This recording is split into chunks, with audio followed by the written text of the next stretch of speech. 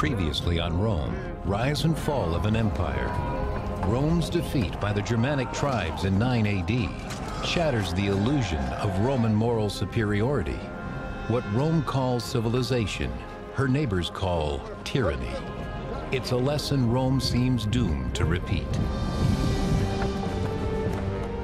Now, in the 1st century AD, Rome's forces find themselves in a legendary land which still lies beyond her reach.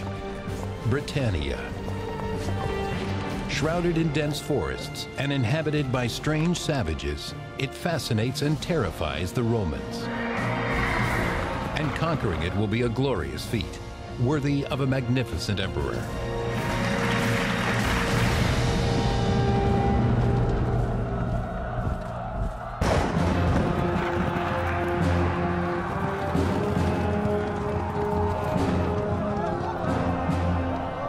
For 6 centuries, the Roman Empire bends the ancient world to its will. By the 4th decade AD, it stretches from the sands of Arabia to the rocky coast of the North Sea.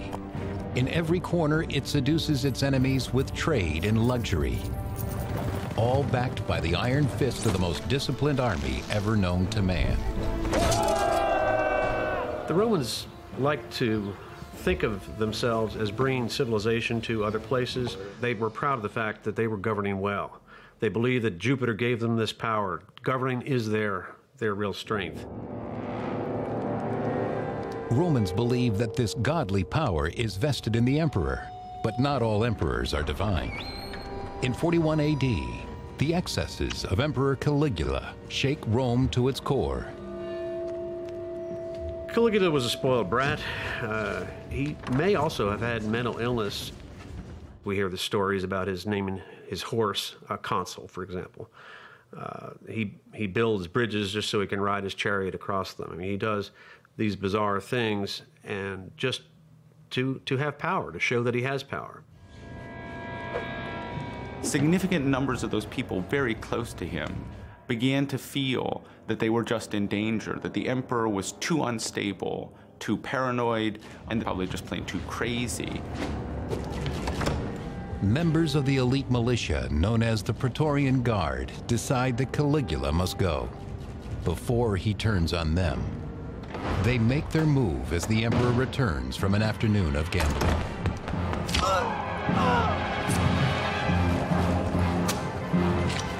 1st century biographer Suetonius. Caligula lay writhing on the ground. "I am still alive," he shouted. But word went round, "Strike again," and he succumbed to 30 further wounds. It was a really crucial moment that revealed the military underpinnings of an emperor's power for the first time in a very raw and obvious fashion. The Praetorians will choose their own man as the new emperor. Behind a curtain, they find their candidate cowering, Caligula's uncle, Claudius. Here is someone who will be easy to control, a puppet to be manipulated. He drooled, he stammered, he twitched. Perhaps the only reason he survived was simply because nobody took him seriously. Nobody saw him as a possible candidate. Confident in their choice, the Guard proclaims Claudius leader of the greatest empire on earth. The senior members of his household when he was growing up had chosen not to give him significant administrative or military experience. Almost all other young men in the imperial house were thrust very rapidly into public positions. None of this happened to Claudius. Emperor Claudius has a lot to prove to his subjects who think he's incompetent. And to the Praetorians who have made him emperor, he owes a great debt.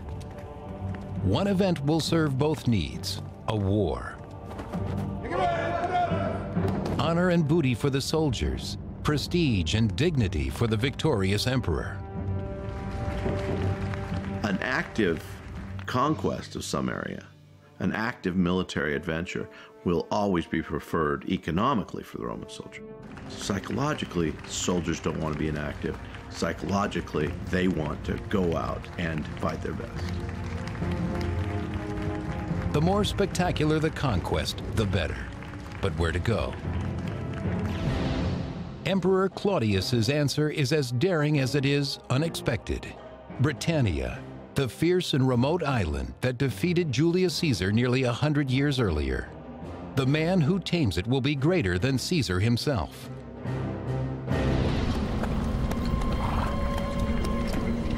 To lead the expedition, Claudius chooses Claudius, a distinguished senator and well-established commander. He leads 4 legions into a strange land, haunted with a dangerous history. The troops are edgy and afraid. This kind of fear of the unknown, I think, cannot be minimalized in this type of an engagement. There was this real fear that maybe some first century weapon of mass destruction was going to be on the other side of the channel. Dark rumors fly about the fearsome magic of the Druids, the priests of Britannia's pervasive and secretive religion. Classical sage Pliny the Elder. Britannia is fascinated by magic. The monstrous Druid cult professes that to murder a man is an act of the greatest devoutness, and to eat his flesh, most beneficial. Evidence of human sacrifice fills the soldiers with disgust and leads Emperor Claudius to ban Druidism.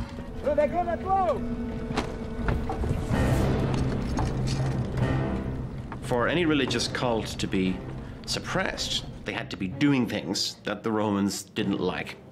One of those things would be human sacrifice, which the Druids are accused of doing, and they may well have been involved in. Another thing would be being some kind of a political or socially destabilizing force. Politics and magic, a deadly combination. Cautiously, the Romans marched from their beachhead at Rutupii, present-day Richborough, towards the Thames, the river which borders the extensive lands of the powerful Cativolani tribe. Steeped in Druidic mysteries, Caradicus, prince of the Cativolani people, wears no armor. He relies instead on the strong magic of his war paint. It apparently took a lot of education for Druids to be able to master these things, maybe up to 20 years of learning to pick up the various texts, the poems, the chants, the words of prayer, the magic. The Druid priests are ringleaders of rebellion against the Romans. They pass freely from one tribe to the next, spreading intelligence of the enemy and gathering new recruits. Druids are not only middlemen between the people and the gods, but as judges, as leaders, they were individuals to be reckoned with. In virtually every area of Celtic society, the Druids have a stake, have power. Togodumnus, brother of Caradicus and warlord of the neighboring kingdom, arrives with his own soldiers to bolster the resistance. Their forces combined, the princes face the Romans with supreme confidence.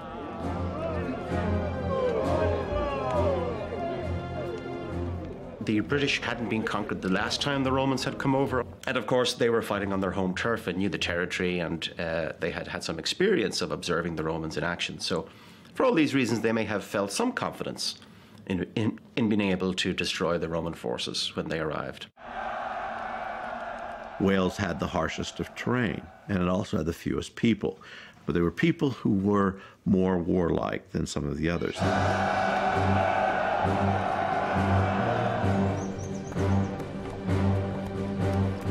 What the soldiers were being trained to do was to fight in long legion formations and to have the auxiliary troops on the sides to be able to operate out in the open.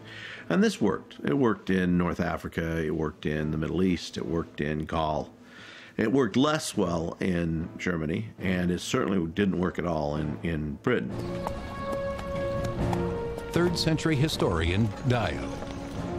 The barbarians took refuge in the swamps and the forests, hoping to wear out the invaders in fruitless effort. They knew where the firm ground and the easy passages in this region were to be found. The Roman attempts to follow them were not so successful. If you're fighting the Romans, it seems to me that the initial British strategy was really quite a good one. They allowed the Romans to land unopposed, and I guess the plan was to draw them in and then take them out when they were trapped inland, further inland, and they couldn't escape. When the British strike, it is with guile and savagery.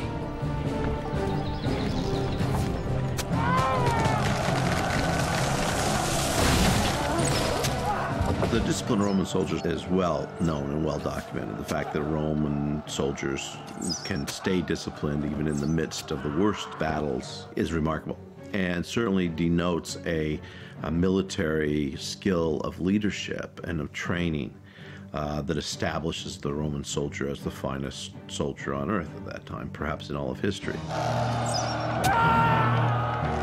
In one skirmish after another, Plautius suffers humiliating defeats, but he remains undaunted. The Roman army, above all, was patient. There's no question the decisive victory here. This was going to be a campaign, and the campaign was going to take long. After all, where did the Romans have to go?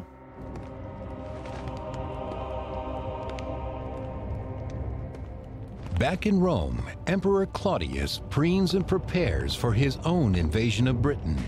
Soon he will personally see to her surrender. For the first time in his life, he tries on the garb of a warrior. He needed to establish his military credentials. This was an essential part of being in the public eye in ancient Rome, was to be militarily efficient and to have some achievement under your belt, preferably victory over some foreign enemy. Claudius plans to overwhelm the barbarians with the most destructive and imposing weapon of the classical world: battle elephants. They will announce the grand entrance of the emperor. Then Claudius will teach the Britons to grovel before the almighty Roman Empire and claim a piece of glory for himself. In 43 AD, Emperor Claudius prepares to conquer the fabled island of Britannia. He sends his seasoned general Plautius and 4 legions to clear his way. At first, the Romans are outfoxed by the Druids, lured ever deeper into unfriendly territory. But now, Plautius sees an opportunity to turn the tables. He orders a special force of provincials to launch a sneak attack across the River Thames. The Roman army was composed of more or less 2 kinds of soldiers: those whom they called legionaries, who were Roman citizens, and those whom they called auxiliaries, who were recruited from subject populations. So Plautius has these auxiliaries swim across the Thames, not because the Roman soldiers couldn't have swum across the Thames. It's just, if it's more dangerous, if there's the potential of losing a large number of regular troops, why not let the auxiliaries do it?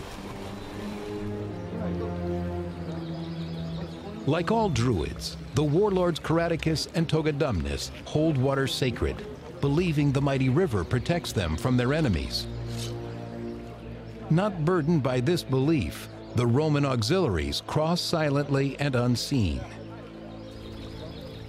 They proved to be very good at discerning what types of armies they were facing, how unified those types of armies they were facing, what their arms and armor were.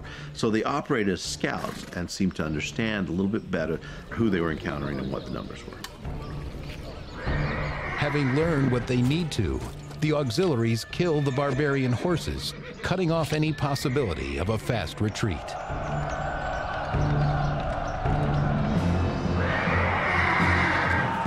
Only now does Plautius send in his full force to attack the Cativoloni.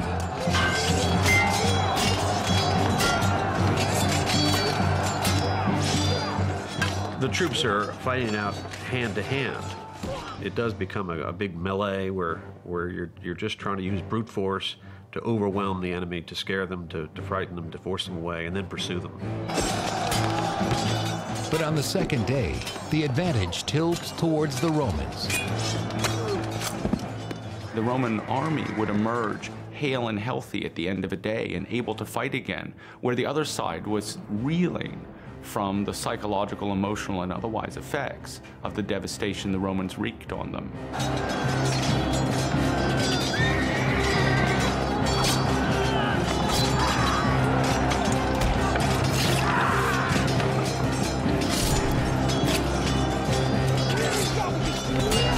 In the ensuing slaughter, Togodumnus is mortally wounded. Stricken, the survivors vanish into the swamps.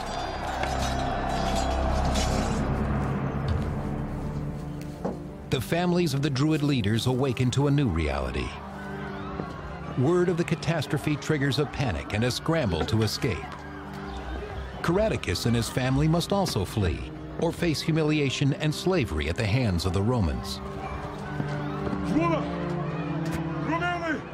When the Romans won a significant military victory, the general was traditionally awarded the right to hold what we think of as a ticker tape parade, what they called a triumph. If possible, the leader of the conquered forces was marched throughout the parade to display in his or her person the subjugation of the foreign people. And that, traditionally, that person was then executed at the end of the parade as an enemy of the Roman people. Caradicus has no intention of being a Roman trophy. Swearing revenge, he gathers his supporters and leads them on a long journey west to the rugged hill country where the heart of the Druid establishment lies. Caradicus correctly assumes that the Romans will not follow. Instead, they plant themselves on the banks of the Thames.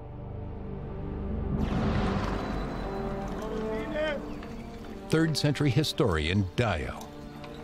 Because of the troubles he had encountered on the Thames, Plautius became afraid. Instead of advancing any further, he proceeded to guard what he had already won and sent for Claudius. But is it really fear that stops Plautius, or politics? I doubt a man of experience and ability of Plautius would have been daunted too much by a river like the Thames. It seems more likely to me that he was given orders that at a suitable point, once a certain beachhead had been established, once there was a certain hinterland that the Romans could operate in, that the emperor be summoned, that he should show up in person to establish that military credibility which he so badly needed. Emperor Claudius attempts to sail to Britannia. His ship is nearly lost off the Spanish coast, and he must march instead through Gaul to Gosoriacum, present-day Boulogne, before finally crossing the Channel. It is late in the campaigning season by the time he arrives.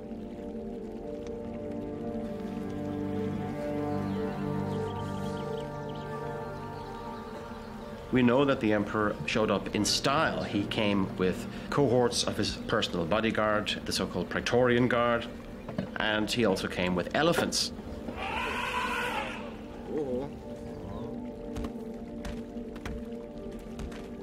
Which is something, obviously, it's not an animal native to Britain or anywhere in Western Europe, so by showing up with elephants, he was really announcing his presence. And then he supervised, probably from a safe distance in the rear, the capture of various towns and cities.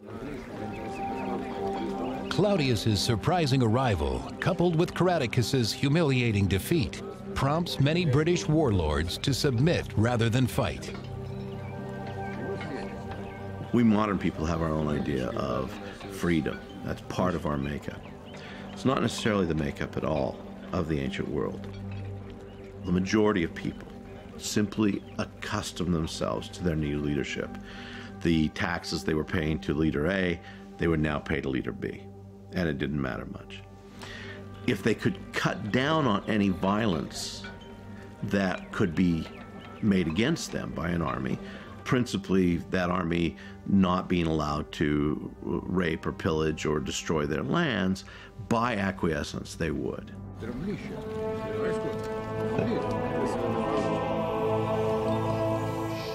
To resist the Romans or collaborate.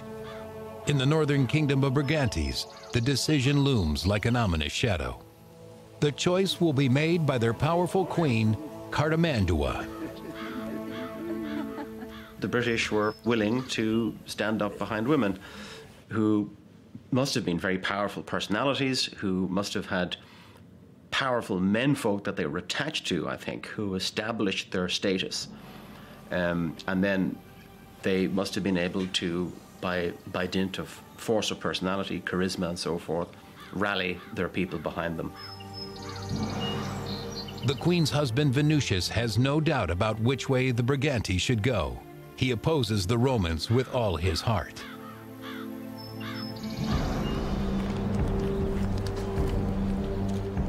In the area that will become known as Wales, there is no indecision either. Here, Britain's fiercest warlords cleave to the old ways and vehemently reject imperial domination. The Druids call upon their gods to drive the Romans from their shores. In their hour of need, they perform their greatest mystery, the sacrifice of a living man. The exiled Caradocus becomes their righteous agent. His passion ignites the resistance.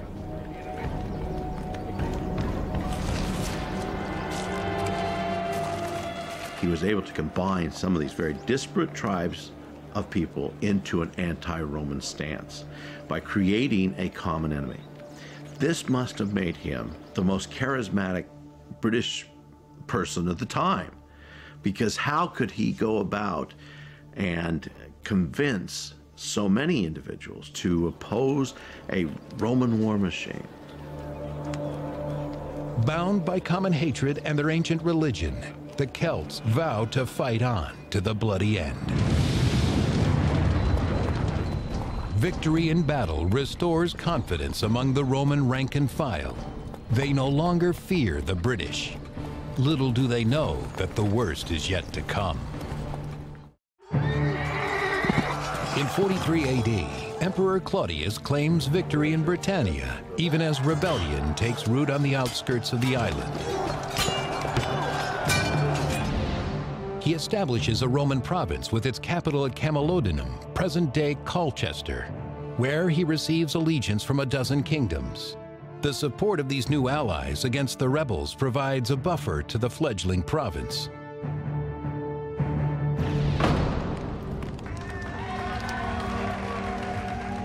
After only 16 days in Britain, Claudius returns home. In total, he has been gone just 6 months. But in terms of status, he is light years away from where he started.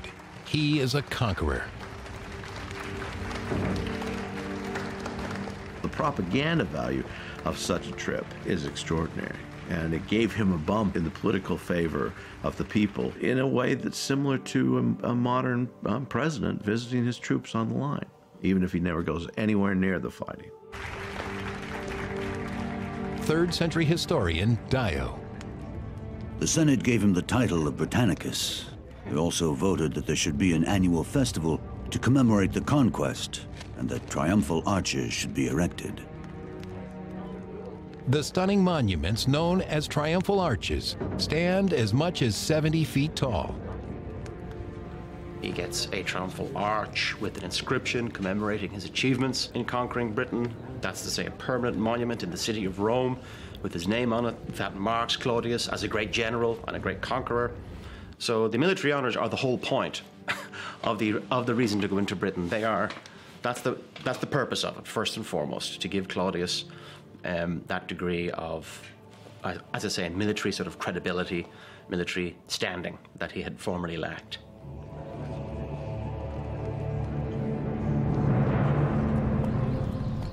To Plautius, whom the emperor leaves behind as governor of Britannia, the celebration must seem premature. Anytime the Romans step outside their zone of safety, they become targets of well-orchestrated guerrilla attacks, inspired by Caradocus, the rebel leader.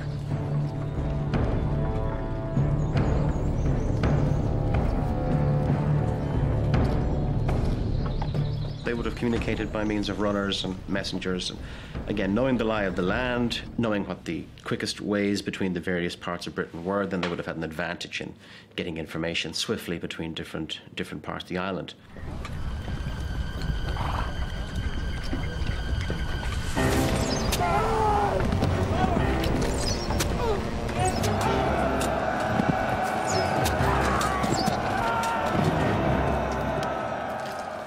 greatest ambushes in history have come from simple logs being rolled down or stones being rolled down onto soldiers below from the mountain above. So here's the Roman. He has his conventional spear, he has his short sword, he's used to close fighting, and suddenly he's having rocks pelted on him, he's having spears thrown at him, he's having axes thrown at him, he's having trees rolled down on him. All of these things take their toll.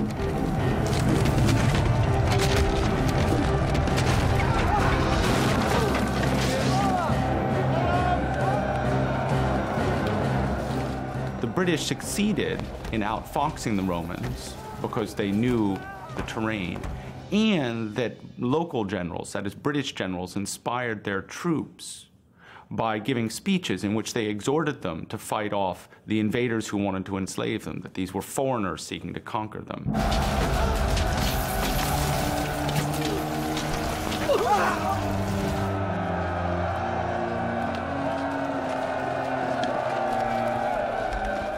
Caractacus was very effective at fighting what we call a guerrilla warfare. The Romans probably called it terrorism or insurgency, but he would have called it resistance, and this was fairly effective. Too often the rebels melt away into the forests after an attack. Plautius must crush the resistance or watch it destroy his new province. This meant that the officers on the ground had to make decisions that were not just straight wrote out of whatever training manual that they had been taught from, that they actually had to adapt themselves to the terrain and also to the tactics, what we might call guerrilla tactics, of their opponents. In 45 AD, he sends a surge of troops from his headquarters in Camalodunum. 3 legions march south, west, and north. The 9th heads for the land of the Brigantes. The courageous Brigantes control the North Country, an important buffer from other barbarians. For the Roman ambassador, the cooperation of Queen Cartimandua is key. You're trying to divide and conquer. You're trying to separate and isolate individual groups, subdue them, and having friends on the home fields is a big advantage. Cartimandua accepts the imperial offer. After all, with a legion on her doorstep, her options are limited.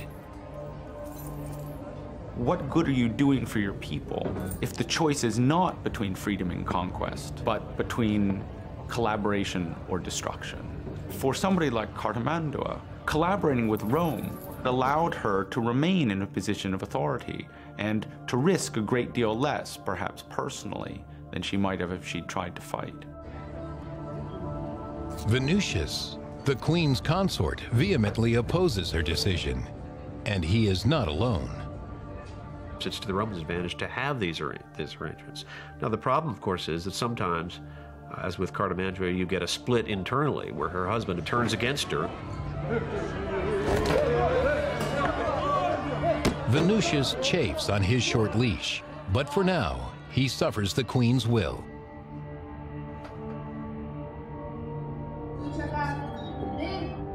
Bitter but unbowed, he waits for events to change.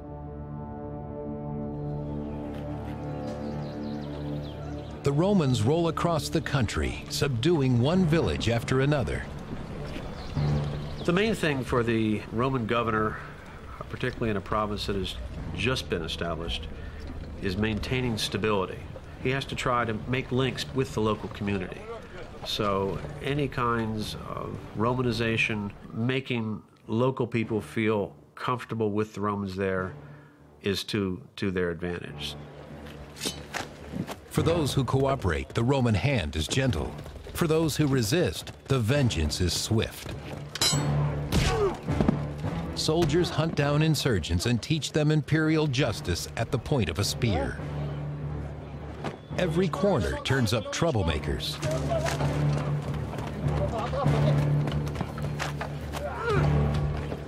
But the legionaries find potential converts too. Slowly but surely, they expand Rome's domain, winning hearts and minds as they go. In the arena of Roman politics, General Plautius is a hero. 4 years after the invasion, a grateful Claudius calls him home. He brings along his British prisoners for the gladiator ring. 4 years is very standard for a person to be in command of a province or of an army like that, and then somebody else would come in. You don't want a person to be in command for too long in case the troops become too attached to their commander. And if that happens, they may get ideas that maybe this commander would make a good emperor.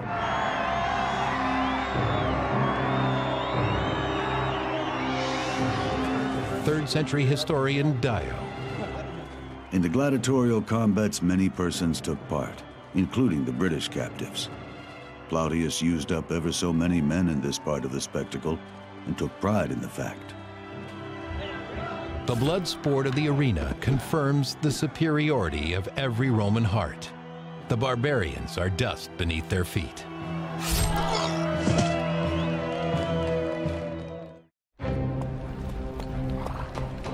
In 47 AD, the Romans claim much of the southern part of Britain. Some leaders, like Queen Cartimandua of the Brigantes, come into the imperial fold voluntarily. But many choose to fight, like the rebel prince Caradicus. The work of pacifying a population to the point where Roman armies could be removed from a province was an arduous process.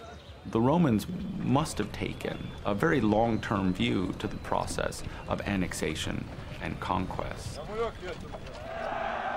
They must when facing a charismatic opponent like Caradicus. Caradicus may have had the most significant of these rebellions. He seems to have been able to combine most of the British people, and they have successes. The Romanized villages reel under Caradicus's audacious attacks. His surprising string of victories makes him first among British chieftains.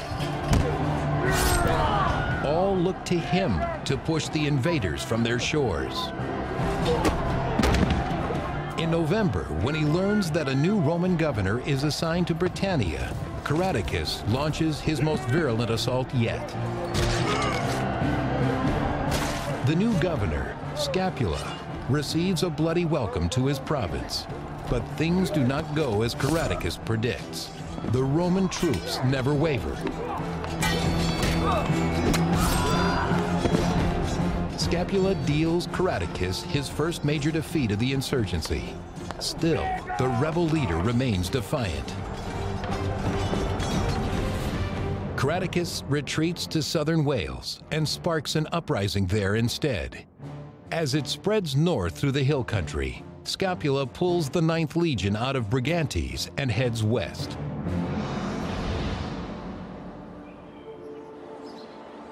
All he finds are women and children. The rebels have vanished like smoke into the hills. The Welsh Rebellion flourished as almost all rebellions in Wales will flourish down through the early modern period, simply because it's hard to get to the rebels.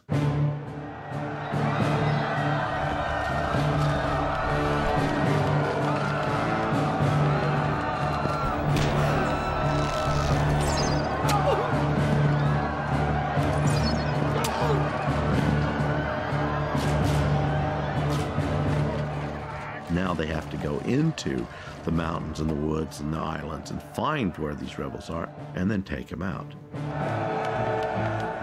It's actually not unlike the situation that American soldiers found themselves in popular histories of Vietnam, where the Americans found themselves fighting in jungle terrain, where the quality of their training elsewhere didn't prepare them for the ability of the enemy to melt into the background. Scapula's solution is to obliterate their hiding places. He destroys every rebel village and presses forward. But behind him, treachery strikes, threatening a second rebellion.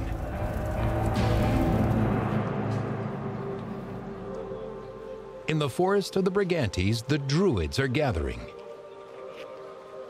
The people of the Brigantes see the Romans heading into Wales, which is very difficult territory, and said, well, this is a good opportunity. I mean, when they're busy over there, we can cause trouble in the rear and perhaps gain an advantage.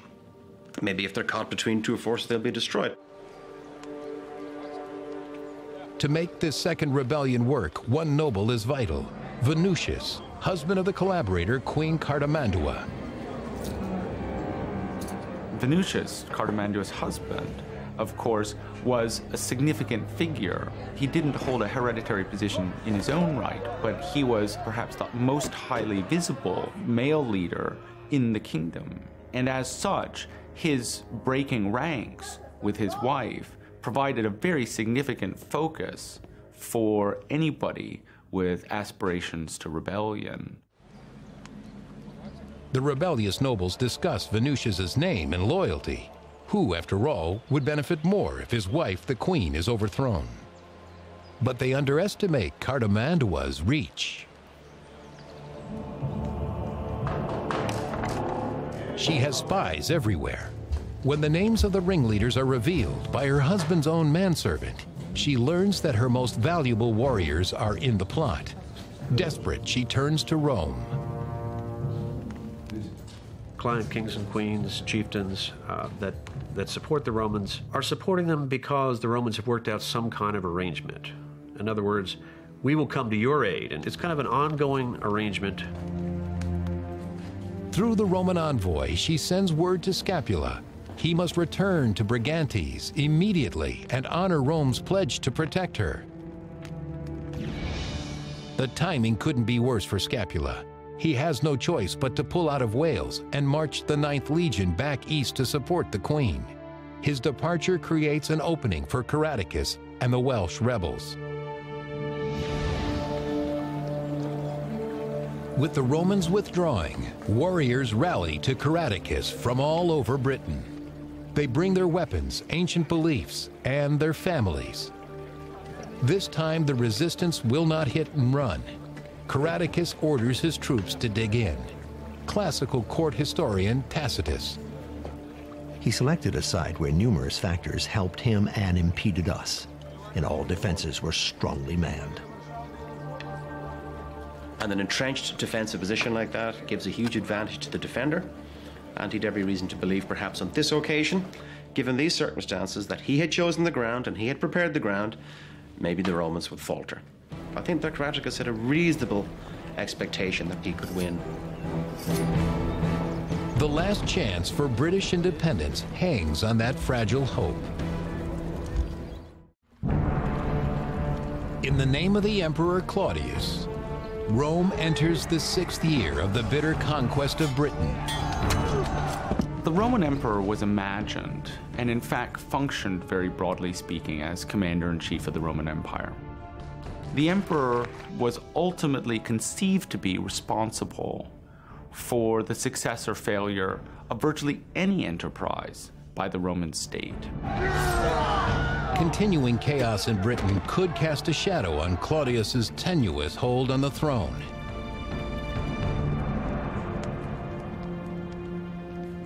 Cartimandua, Rome's client queen in the north, demands that the empire defend her against her rebellious subjects.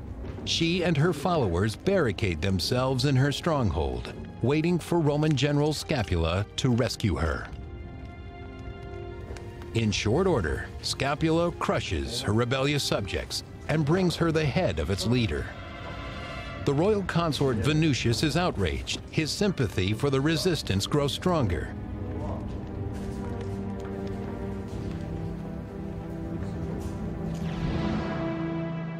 At last, Scapula marches to Wales with the 9th Legion once more. Desperate to finish off Caradicus, he doubles his troop complement, ordering the 20th Legion out of Camalodunum as well. In 50 AD, with the honor of the empire weighing on him, Scapula leads thousands of the most highly trained men on earth against a well-entrenched and determined enemy. It might have been possible for a man like Scapula to persuade Claudius that failure under the particular circumstances would have been acceptable. But basically what was at stake, beyond, say, life and death, was his chance for a further post after this one. Failure is not an option, but victory will not be easy.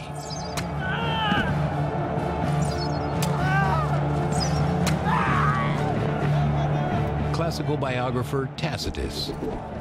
Our soldiers reached the rampart, but in an exchange of missiles, they came off worse in wounds and casualties. The Romans simply regroup and come on once more. Rome takes over. Rome becomes Rome, the war machine, and there's no future for the rebellion. And that's precisely how history played out.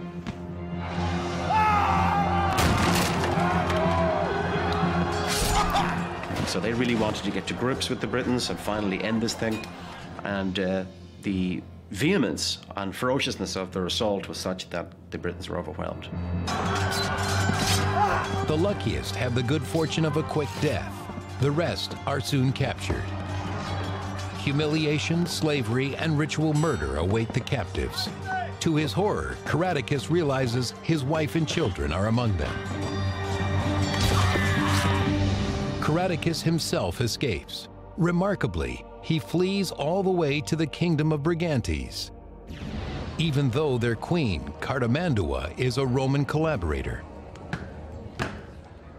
Cartimandua's husband, Venutius, is a known patriot and opposed Cartimandua's collaborationist policies with the Romans. I would suggest that Caratacus fled not to Cartimandua, but to Venutius, in the hope of perhaps gaining his support, maybe convincing Cartimandua to turn, finally. Cartimandua does not bend. She is Rome's creature. The queen trades Caratacus, the hero of the resistance, to cement her position as a friend of Rome. The betrayal disgusts her husband Venutius. Paraded through the streets of Rome, Caratacus and his family thrill the citizens. Classical court historian Tacitus. The reputation of Caratacus had spread beyond the islands and through the neighboring provinces to Italy itself. These people were curious to see the man who had defied our power for so many years. Even at Rome, his name meant something. This was the symbol of their victory. You know, here's the enemy chieftain marching through our streets in submission. What normally happened to enemies of Rome was that they were brought into the prison and put into a pit and strangled. But in this instance, it didn't happen. Instead, Caratacus was led to Claudius sitting on a large raised sort of a tribunal or dais, and he gave a stirring speech. And if we believe Tacitus, the speech was about the need to resist domination, and that if he allows Caratacus to live, that he would be a living symbol of Claudius's clemency. To bestow mercy implies superiority, and above all else, that is how Romans see themselves, as superior.